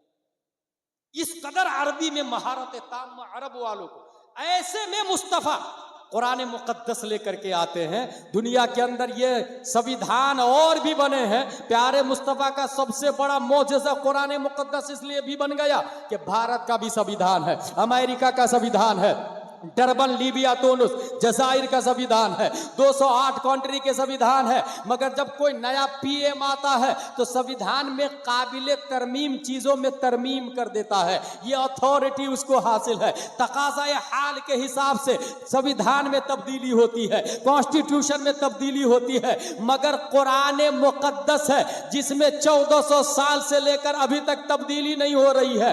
क्या वजह है? वो भी संविधान है, ये भी संविधान है, वो भी कॉन्स्टिट्यूशन है, ये भी कॉन्स्टिट्यूशन है। उसमें तब्दीली होती है, हर 5 साल के बाद में नए नए संशोधन हो जाते हैं। मगर कुरान अनचेंजेबल क्यों है? उसका जवाब यह है कि भारत का भी संविधान doctor Bhimrao Ambedkar and company ने लिखा है। अमेरिका का संविधान अब्राहम लिंकन एंड कंपनी ने लिखा है। हर जगह संविधान लिखने वाले लोग मौजूद होते हैं, मगर वो सब के सब इंसान होते हैं। और इंसान फ्यूचर को नहीं देखता है, पास्ट में होता नहीं है, वो प्रेजेंट में होता है। जमाने की 3 किस्में हैं, माजी, हाल, मुस्तकबिल, पास्ट, प्रेजेंट, फ्यूचर। इंसान प्रेजेंट में रहता है, पास्ट के चंद सालों को देखता है, फ्यूचर को देख नहीं सकता है। इसलिए वो कानून ऐसा बनाता है, पास्ट के चंद मुशाहदात को देख करके ऐसा कानून बनाता जिससे निजाम अच्छा चलना चाहिए। मगर उसका कानून कायदा कुल्लिया नहीं होता है, क्योंकि फ्यूचर वो जानता नहीं है। रास्ता कब कहां मुड़ जाएगा उसे पता नहीं,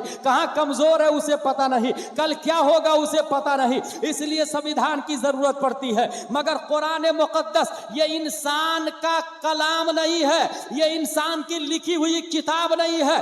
कुरान नाजिल किया अल्लाह तबारक व तआला ने, और अल्लाह की बारगाह में पास्ट भी प्रेजेंट है, फ्यूचर भी प्रेजेंट है, कयामत तक रब्बे कदीर की बारगाह में प्रेजेंट है। हजरत आदम भी रब्बे कदीर की बारगाह में प्रेजेंट है। इसलिए दुनिया का हर संविधान काबिल काबिल तब्दील है, मगर कुरान कभी बदला नहीं जाएगा। कुरान कभी काबिल चेंज नहीं है, कुरान कभी काबिल तरमीम नहीं है। हाँ हाँ, अगर जरूरत पड़ेगी तो जमीन को बदली जा सकती है, आसमान को बदला जा सकता है, सूरज चांद को नजारे और दयारे बदले जा सकते हैं, मगर कौले मोहम्मद कल भी गालिब था, आज भी गालिब है और कयामत तक सब पे गालिब और बारी नजर आए। कुरान अनचेंजेबल है। कुरान रसूलुल्लाह सल्लल्लाहु ताला अलैहि वसल्लम का मुअजिज़ा। अच्छा, अब कुरान मुक़द्दस का एजाज आपने सुना तो कुरान के हुकूक भी सुन ले। कुरान मुक़द्दस हमारे सामने है। अच्छा, हमारे इमाम साहब तकरीर करते हैं, कुरान में सब कुछ है कि नहीं है? सब लोग कहते हैं हाँ हाँ हाँ, कुरान में सब कुछ। हर सवाल का जवाब है कि नहीं कुरान में? कुरान खुद बोलता मा फर्रतना फिल किताबि मिन शै, मैंने कुरान में किसी चीज को नहीं छोड़ा। कुरान खुद बोलता माले हादल किताब ला युगादिरु सगीरतन वला कबीरतन इल्ला यहसाहा। कुरान को क्या हो गया? न छोटी चीज को छोड़ती है, न बड़ी चीज को छोड़ती है। क्या हो गया कुरान? नज़लना अलैकल किताब तिब्यानन लिकुल्लि शै, हर चीज का रोशन बयान कुरान मुक़द्दस के अंदर। मगर उसके बावजूद ये मालदा वाले, ये बंगाल वाले जब भाई भाई से लड़ते हैं तो कुरान के पास आने की बजाय कोर्ट में क्यों चले जाते हैं? That's reason, that's weak point. यहीं से हमारी कमजोरियां समझ में आती है। हमने कुरान को समझा ही नहीं। तो समझदार के पास जा रहे हैं ना, संविधान जो जानता है उनके पास जा रहे हैं। तो इस्लामिक संविधान से बेहतर कोई संविधान नहीं हो सकता है। तो कुरान शरीफ और अहले कुरान, अहले इल्म की बारगाह में जाना चाहिए। ये जो तबाही जो आ रही है ना, उसके जिम्मेदार हम हैं। एक भाई भाई से लड़ता है तो केस कर देता है और बरसों केस चलता रहता है। मियाँ बीवी में इख्तिलाफ हुआ, अच्छा तूने मुझे तलाक दिया, अब भी तुझे मजा चखाती हूँ, कोर्ट कर दी, केस कर दिया। क्या हो गया भाई? आपकी जिंदगी कौन सी आबाद हो गई अपने शौहर को जेल भेज करके? आपने कौन सा कमाल दिखा दिया भाई? इस्लाम तो ये बोलता है कि अगर इख्तिलाफ हो, वइन खिफ्तुम शिकाक बैनहुमा फबअथू हकमन मिन अहलिही व हकमन मिन अहलिहा। एक शौहर की तरफ से, एक बीवी की तरफ से जिम्मेदार आदमी, और वो बैठ के शरीयत के दायरे में फैसला करे। जो भी लड़की और औरत तलाक के बाद में पैसे का डिमांड करती है, वो लड़की फर्मा बरदार बीवी न थी, न है, न होगी। ये लिविंग रिलेशनशिप का नजरिया है, ये अमेरिका का कॉन्सेप्ट है, ये वेस्टर्न कंट्री का नजरिया है। पैसे लो, शौहर बदलो, इंजॉय करो, कोई पूछने वाला नहीं। गवर्नमेंट आपको फुल फैसिलिटी देगी। कुत्ता बिल्ली से शादी करे ना, गवर्नमेंट कुछ नहीं बोलेगी आप, मगर कुछ तो इंसानियत होनी चाहिए ना। इंसानियत की हिफाजत कौन करेगा? सिवाय प्यारे मुस्तफा के इंसानियत की हिफाजत की जिम्मेदार कोई नहीं। हमारे नबी है। मैं आपको छोटी छोटी कुछ बातें बताता हूं जिसको आप शौक लगेगा। इंसान और जानवर में क्या फर्क है? दोनों नंगे पैदा होते हैं। इंसान भी नंगा पैदा होता, जानवर भी नंगा पैदा होता है। बड़ा होके जो कपड़ा न पहने वो जानवर, जो कपड़ा पहन ले वो इंसान।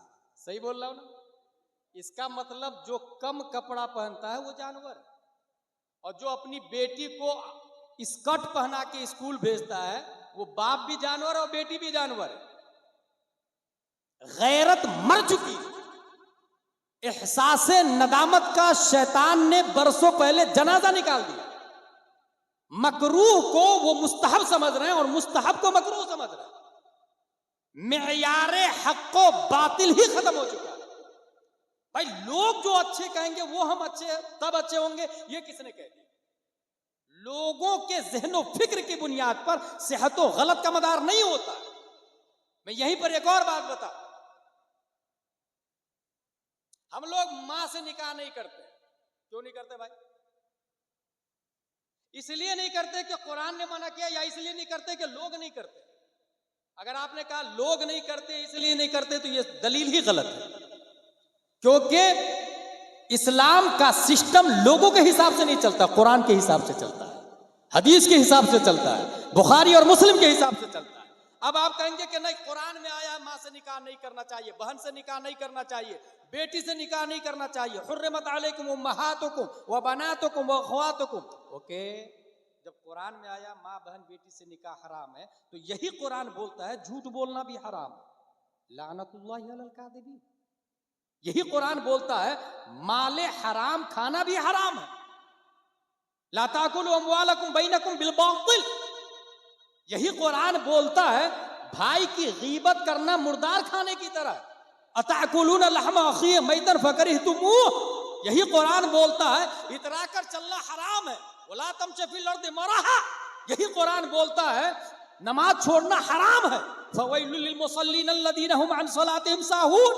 तो माँ बहन से निकाह नहीं कर रहे इसलिए कि कुरान ने बोला, और ये हराम शराब, जुआ और बेनमाजी और गाली गुलूज, ये क्यों? ये भी तो हराम है, ये भी तो कुरान में आया। इसका मतलब बाज को मानते हैं, बाज को नहीं मानते, या फिर रस्मो रिवाज के हिसाब से चलते हैं, कुरान के हिसाब से नहीं चलते।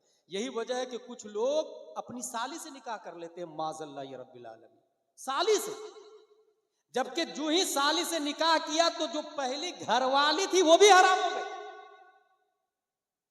हराम हराम अशद हराम, दोनों के रहते हुए एक भी जायज नहीं है उसके लिए। ये कौन समझेगा? ये कॉन्स्टिट्यूशन बताएगा आपको, ये संविधान बताएगा आपको। कुछ तो सोचे भाई, पैदा हुए हम मुस्लिम है, इस हिसाब से जिंदगी गुजार रहे हैं। जरा स्पिरिचुअल ऑफ इस्लाम लाइफ को कैसे गुजारना चाहिए, किस हिसाब से गुजारना चाहिए, ये हमारी जिम्मेदारी थी। जानवर भी पानी पीता, इंसान भी पानी पीता है। पाक और नापाक की तमीज किए बगैर कहीं भी खड़े खड़े शुरू हो जाए पानी पीना, उसे जानवर कहते हैं। और जो नापाक को लात मार के पाक पानी बैठकर 3 सांस में टोपी पहन के पिए, उसे हजरत इंसान कहा जाता है। कितना माइनर फर्क है, देख रहे हैं? भूख दोनों को लगती है, कुत्ता बिल्ली छछुंदर भी खाना खाते, इंसान भी खाना खाते। हलाल और हराम की तमीज किए बगैर खाता है वो कुत्ता, और जो हराम को छोड़कर सिर्फ हलाल खाता है उसे हजरत इंसान कहा जाता है। पेशाब दोनों करते, खड़े खड़े कहीं भी शुरू हो जाए वो जानवर है, और जो बैठकर पेशाब के बाद पानी लेता है उसे हजरत इंसान कहा जाता है।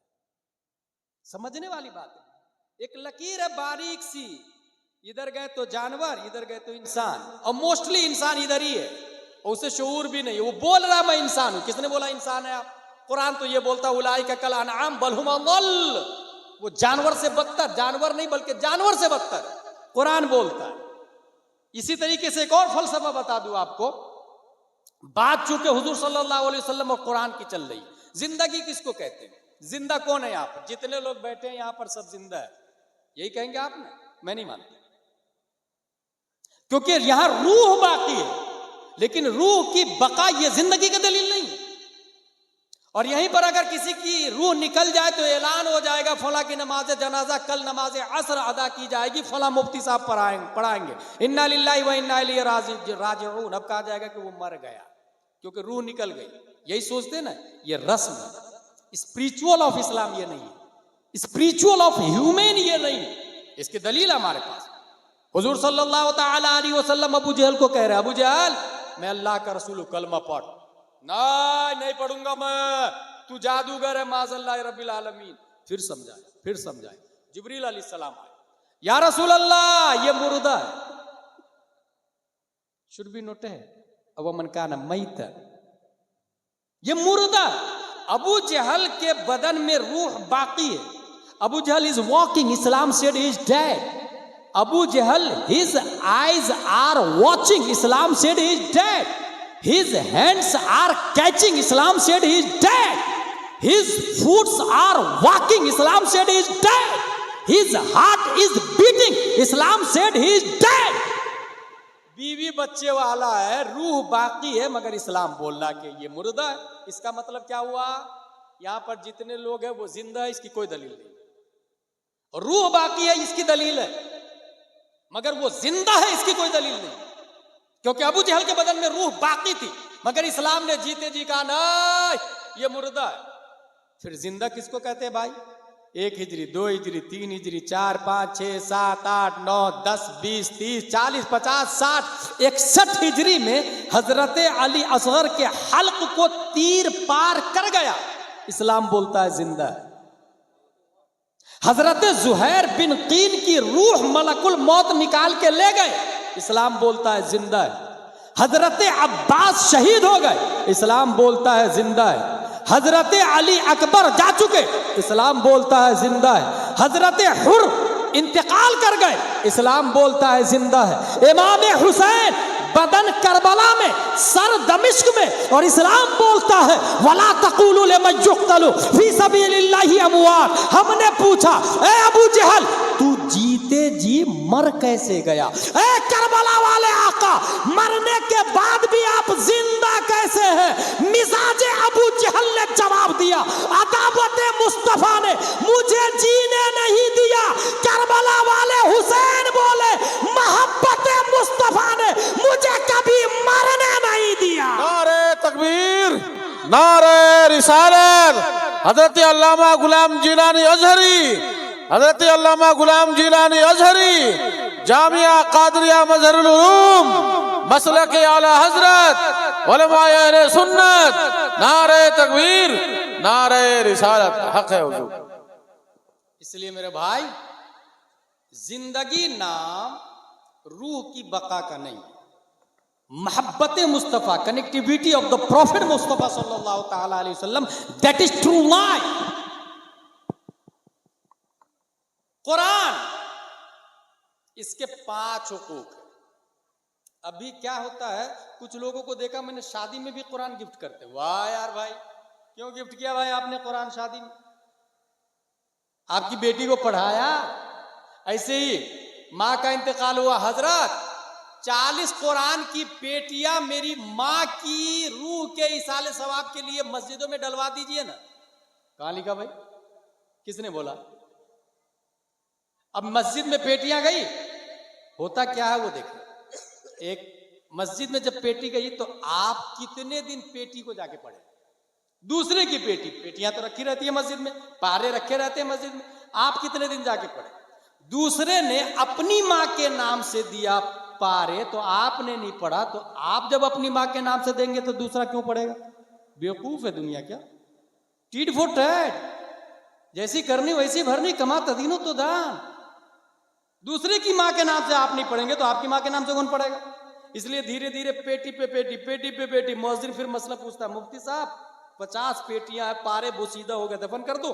बोले हाँ दफन कर दो। गई पेटी कब्रिस्तान। क्यों गई कब्रिस्तान? क्योंकि हम खुद मुफ्ती बन के पेटी भेज दिए थे कि माँ को सवाब मिलेगा। मुफ्ती खुद बन गए, फैसला खुद कर लिया। पेटी देने से पहले मुफ्ती साहब से पूछे, जामिया कादरिया में आए, हजरत माँ के इसाले सवाब के लिए क्या दूं? अब मुफ्ती साहब बोलेंगे माँ के इसाले सवाब के लिए आप नूरानी तालीम दे दें, आप अनवारे शरीयत दे दें, आप नहमीर और शरे जामी दे दें, मीज़ानो मुनशरिफ दे दें।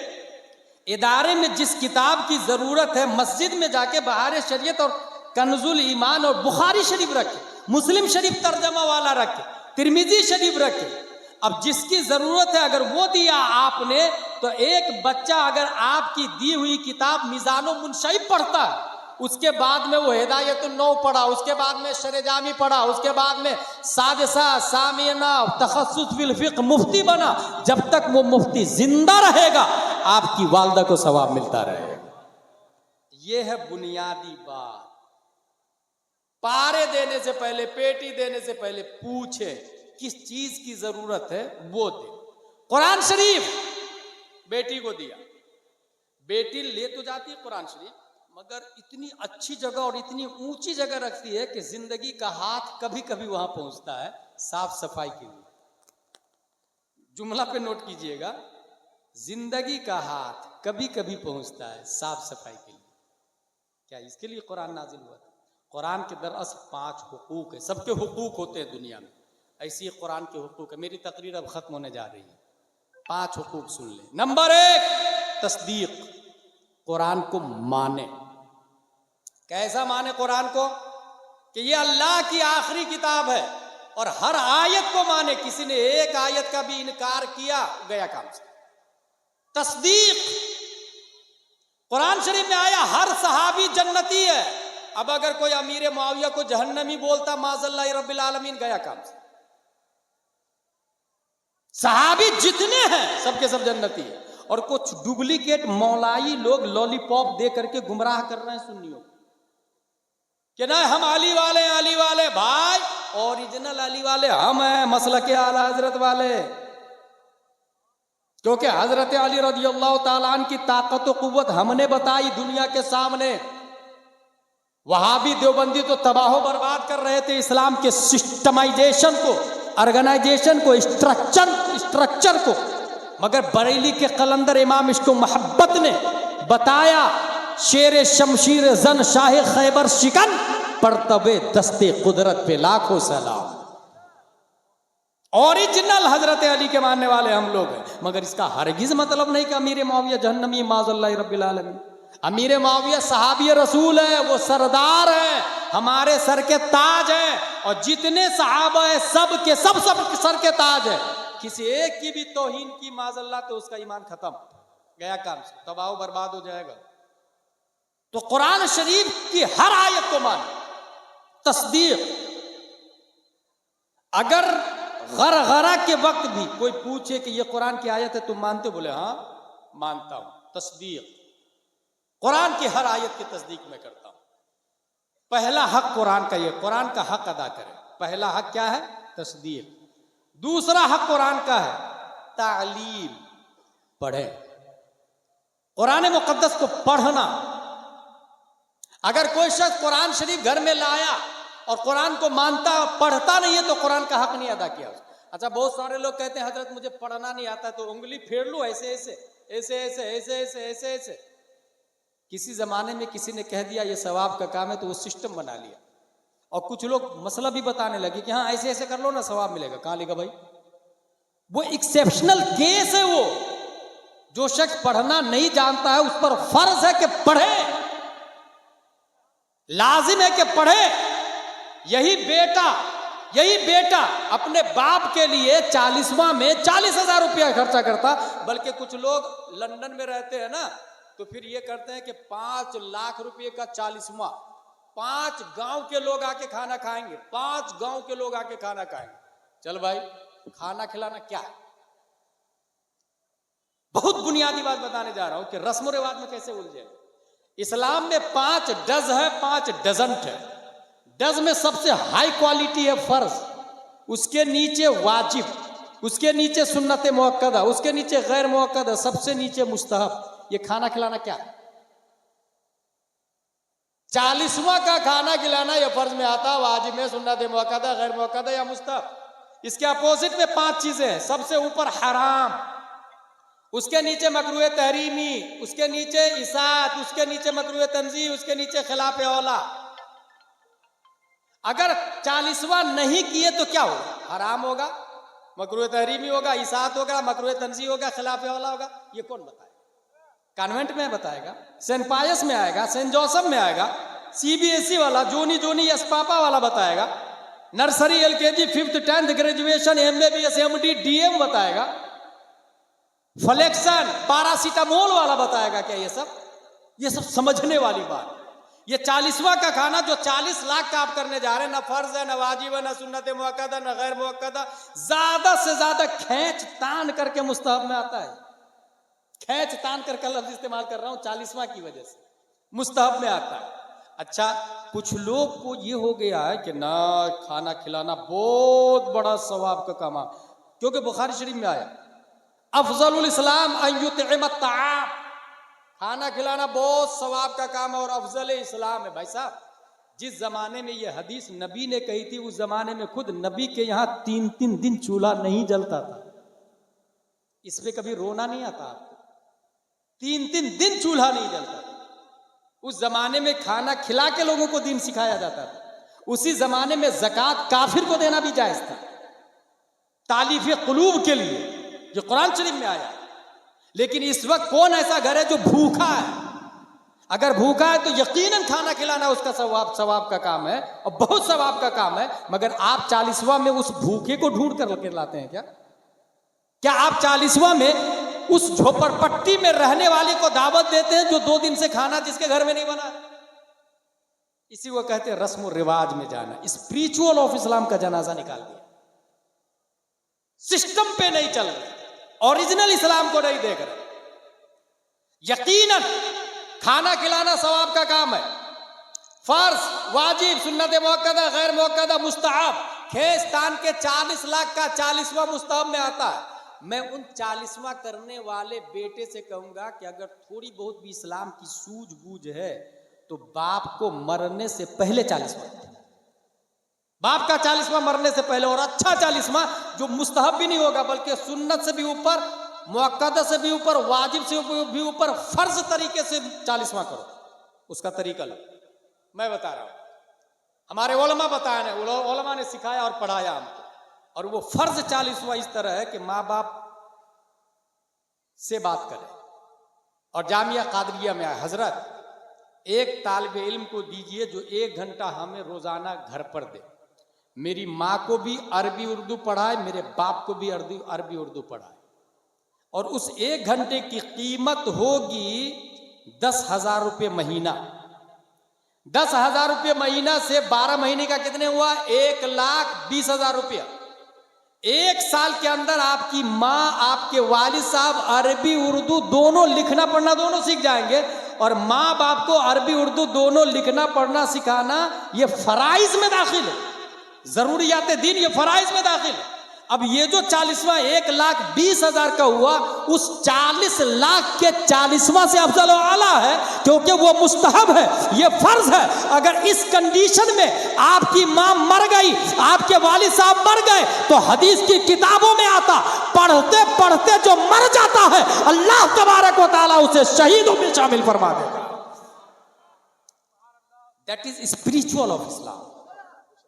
तालीम, कुरान का हक अदा करे। दूसरा हक क्या? कुरान का तालीम, पढ़े, बुढ़ापे तक भी पढ़े, पढ़ने की कोई कैद नहीं होती है।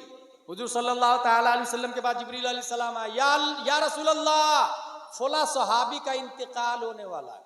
नबी ने सहाबी को बुलाया, आपका इंतकाल होने वाला है। अच्छा, अपने लोग को कोई कह दे तुम मरने वाले हो। कैंसर पेशेंट आधे से ज्यादा इसलिए बीमार है और नहीं जी पाते हैं कि वो उसको पता है मैं मरने वाला। लेकिन जो मर्दे मोमिन होता है वो मौत का इस्तिकबाल करता और इंतजार करता है। ये ऐसे ही है जैसे पिंजरा में अगर चूहा बंद हो और बाहर बिल्ली हो तो कोई चूहा निकलना चाहेगा, क्योंकि उसे पता बिल्ली खा जाएगी।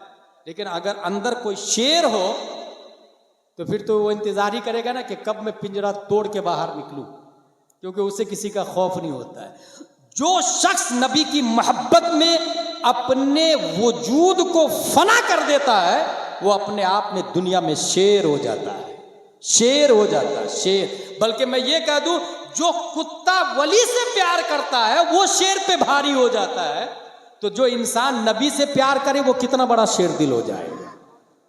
इसी की तरफ आला हजरत ने इशारा किया, शेर को खतरे में लाता नहीं कुत्ता तेरा, इस चीज की तरफ। अच्छा, यहाँ एक और बात याद आ गई हजरत, आप ही मेरी तकरीर तवज्जो से सुन रहे।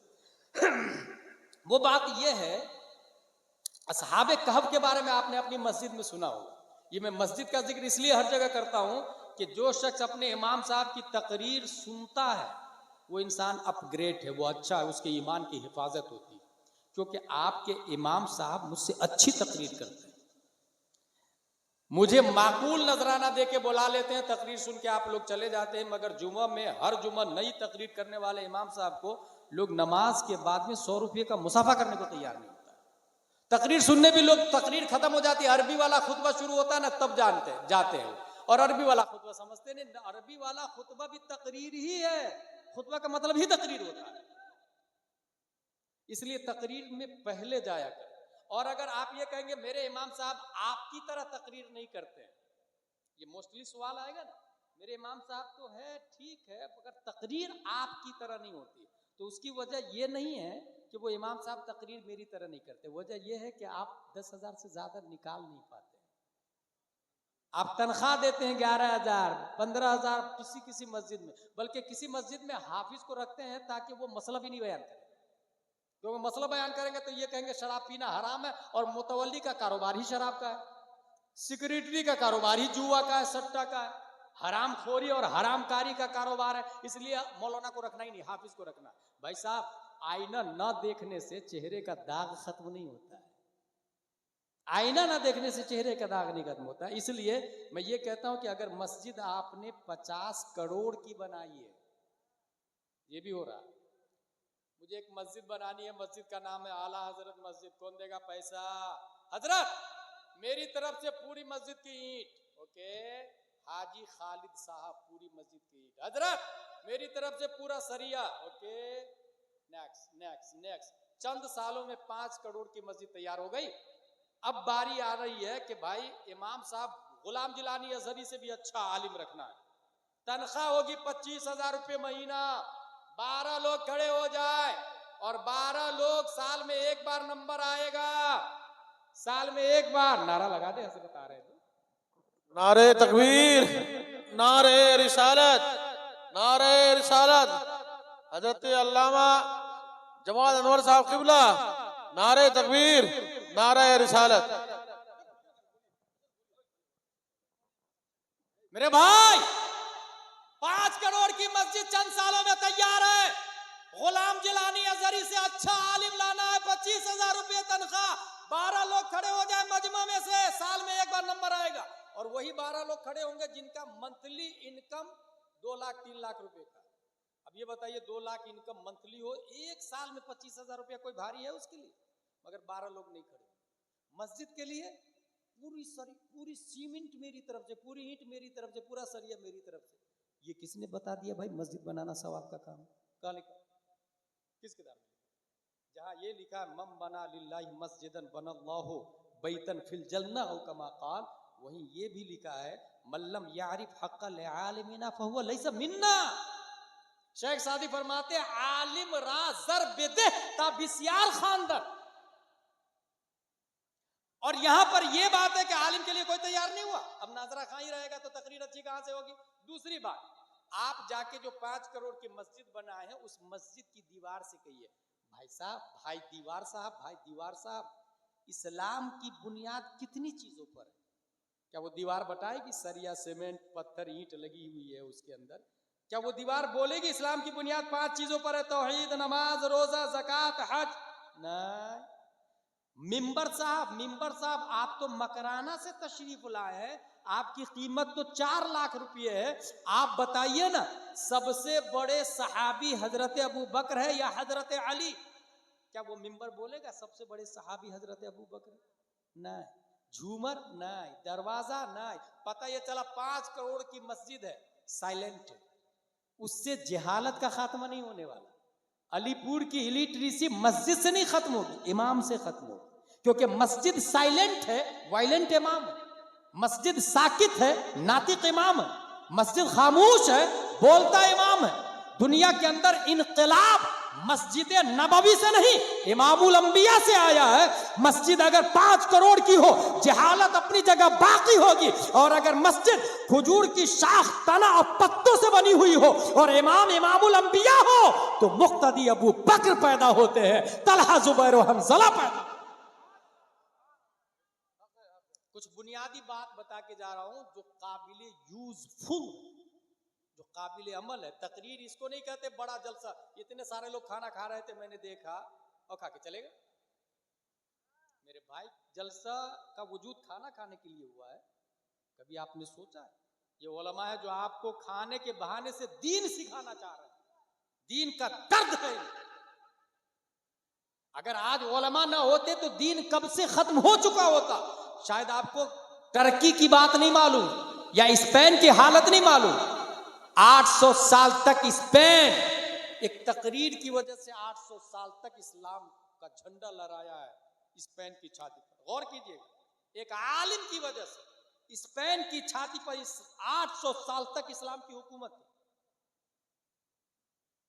और वो आलिम ने देखा कि 7,000 का मजमा है जलसा के अंदर।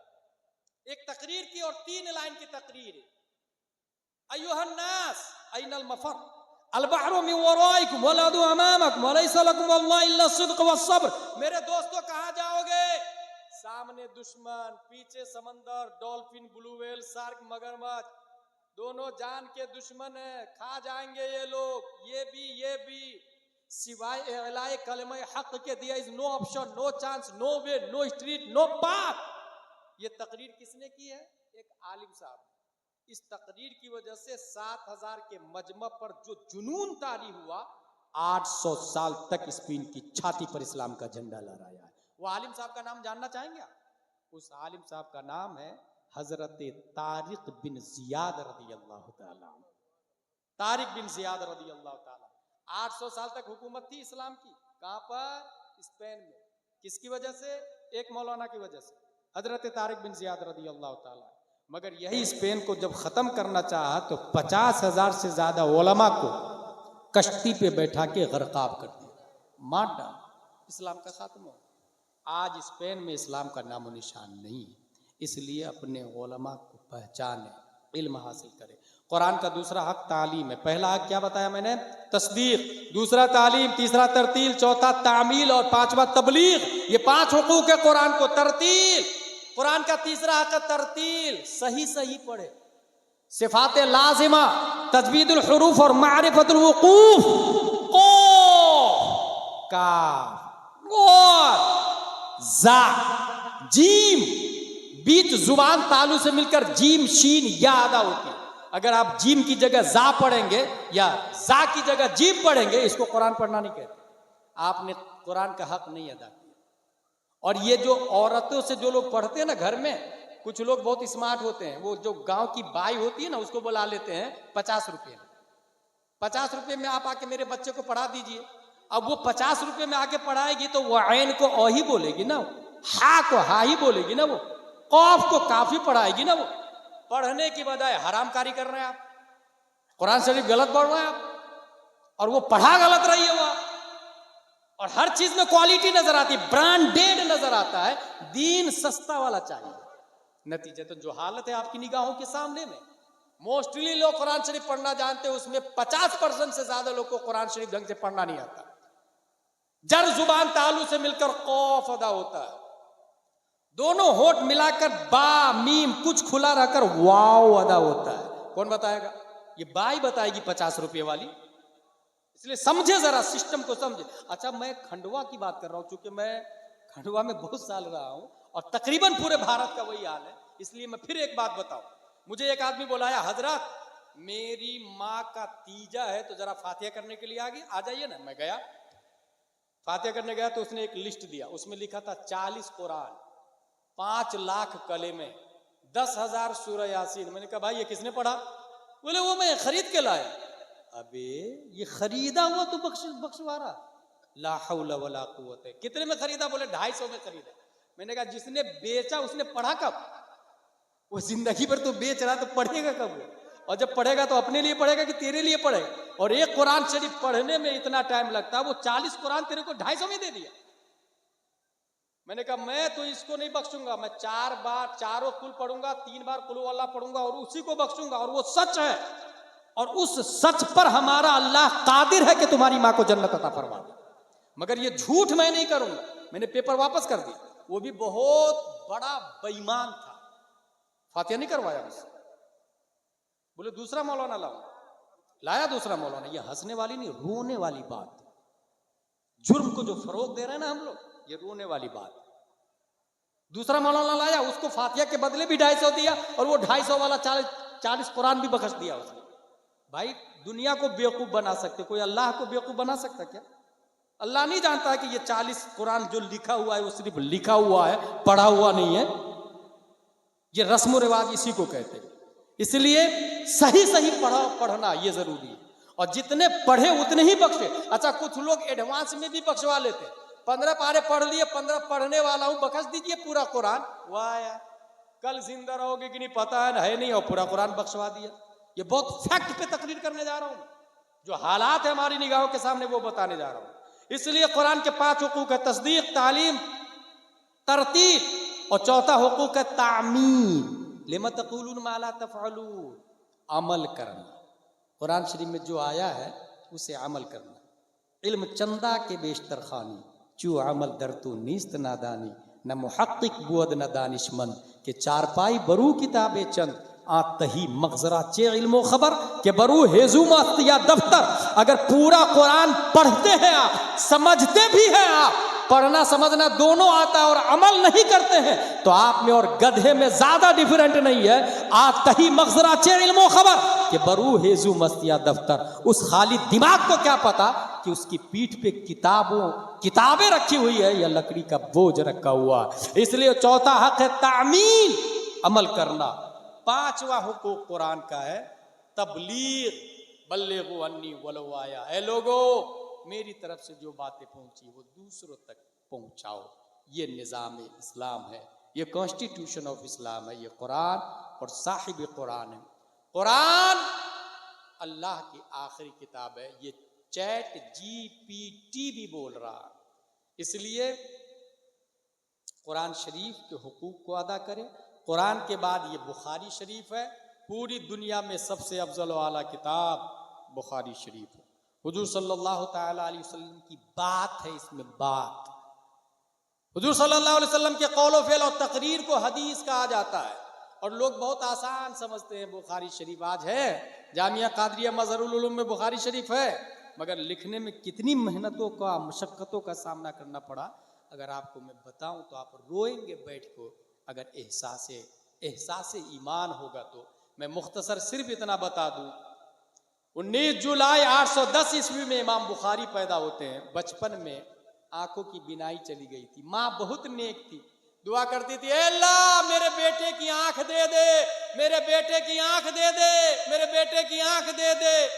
एक दिन ख्वाब में इब्राहिम अलैहिस्सलाम आ, जा अल्लाह ने तेरे बेटे को आंख दे दी। सुबह उठी तो मेरा बेटा देख रहा, माँ बहुत खुश हो गई। A question arise, ख्वाब में कौन आए? इब्राहिम अलैहिस्सलाम। जानते हैं क्यों? क्योंकि इमाम बुखारी का नाम है अबू अब्दुल्लाह मुहम्मद बिन इस्माइल बिन इब्राहिम। बाप का नाम इस्माइल, दादा का नाम इब्राहिम, और ये दोनों नबी हैं। ये दोनों नबी है कि नहीं? इस्माइल अलैहिस्सलाम नबी है, इब्राहिम अलैहिस्सलाम नबी है। नबी के नाम पर इनके बाप दादा का नाम है।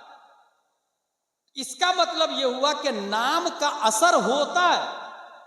इसलिए अपने बच्चों का नाम पप्पू डिप्पू टिम्पू नहीं रखे, नबी के नाम पे नाम रखे, नबी के नाम पे नाम रखे। और नाम रखने से पहले मौलाना साहब को फोन लगाए, नाम रखने के बाद माना ढूंढने के लिए फोन नहीं लगाए। वो पप्पू का माना ढूंढ दीजिए ना जरा क्या होता है, परवीन का माना ढूंढ दीजिए ना क्या होता है। कहां से मिलेगा फिरोजुल लुगात में परवीन का माना? कहां से मिसबाहुल लुगात और अलकामुल जदीद में गुड्डू का माना मिलेगा? ये जहालत है, ये रस्म, ये रिवाज है। मुस्नद अहमद बिन हंबल 7,50,000 हदीसें याद थी इनको, इमाम अहमद बिन हंबल को। इमाम बुखारी को 6 लाख हदीसें याद थी। इमाम अबू दाऊद को 5 लाख हदीसें याद थी। इमाम मुस्लिम को 3 लाख हदीसें याद थी। मगर इमाम बुखारी ने बुखारी शरीफ में बगैर तकरार के 2,761 हदीसें कोट किया। और याद रखिएगा बुखारी शरीफ ये किताब लिखने में 16 साल लग गए, 16 साल। और 3 मर्तबा नजरसानी किया है। पहली मर्तबा तो सफर और हजर में, और दूसरी मर्तबा खाना काबा में गुस्ल करके 2 रकात नफल नमाज पढ़ के तबवीब करते थे। इस हदीस को इस बाब में, इस हदीस को इस बाब में, इस हदीस को इस बाब में। और तीसरी मर्तबा मस्जिद नबवी रौजा और मिंबर मुस्तफा के दरमियान बैठ करके तब ये किताब हमारी नजरों के सामने में है। आज हमारे जामिया कादरिया में खत्म कादरिया भी आज हुआ, मेरे खत्म बुखारी भी। अल्लाह का लाख लाख शुक्र है।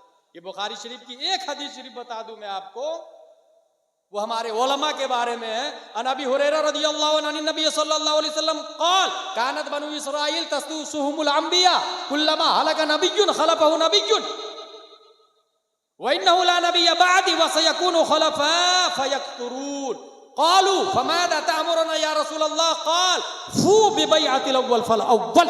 यह हदीस शरीफ। इस हदीस शरीफ का मतलब यह है कि माजी में नबी के बाद दूसरे नबी आते थे, मगर हमारे नबी के बाद कोई नबी नहीं आया। फिर क्या होगा भाई, दीन का निजाम कैसे चलेगा? फरमाया हमारे नाइब होंगे, हमारे खुलफा होंगे, और अल उलमा वरसतुल अंबिया होंगे। फिर क्या करना है? बोले जिससे मुरीद होना, जिससे बैत होना, जिस आलिम दीन से, मैं आलिम दीन इसलिए बोल रहा हूं कि जो आलिम नहीं है वो पीर हो ही नहीं सकता। वो लॉलीपॉप दे रहा, फिर झुनझुना बेच रहा है वो आप लोगों के साथ। पीर होने के लिए आलिम होना जरूरी है। तो वो खलीफा जो आलिम है, अगर बैत हो जाए तो उनकी फर्मा बरदारी मजबूती से करे, मजबूती से करे। यह हदीस तीसरी बार जब इसको तबवीब नजरसानी की गई, कहां लिखा गया? मस्जिद नबवी, रोज़ा मुस्तफ़ा और मिंबर मुस्तफ़ा के बीच में बैठ के। इसीलिए इमाम बुखारी ने ख्वाब में देखा कि हुजूर सल्लल्लाहु अलैहि वसल्लम के दाढ़ी मुबारक पर डस्ट है, तो वो साफ कर रहे। ताबीर पूछा तो बताया कि सही और गलत हदीस में, ज़ईफ और मौजू हदीस के साथ साथ मौजू हदीसों से आपने सही हदीस को अलग किया है। ये चेहरे मुस्तफ़ा को निखारने से ताबीर किया है। ये निखारना है चेहरे मुस्तफ़ा को। कौन सी जगह पर लिखी गई? आखिरी बार नजरसानी फिर से सुन ले एक बार। इस बुखारी शरीफ पर हमारा ईमान है। रोज़े मुस्तफ़ा और मिंबर मुस्तफ़ा के बीच में ये जगह कौन सी है जानते हैं? अभी एक देवबंदी है पाक का, वो मरदूद ये बोलता है माज़ल्लाहि रब्बिल आलमीन, हुजूर सल्लल्लाहु ताला अलैहि वसल्लम अज़वाजे मुतहरात से मुलाकात करते हैं। ये सुन्नियों ने ऐसा लिख दिया है। देखिए कितनी गंदी बात लिखा सुन्नियों ने, माज़ल्लाहि रब्बिल आलमीन। कौन बोल रहा है ये?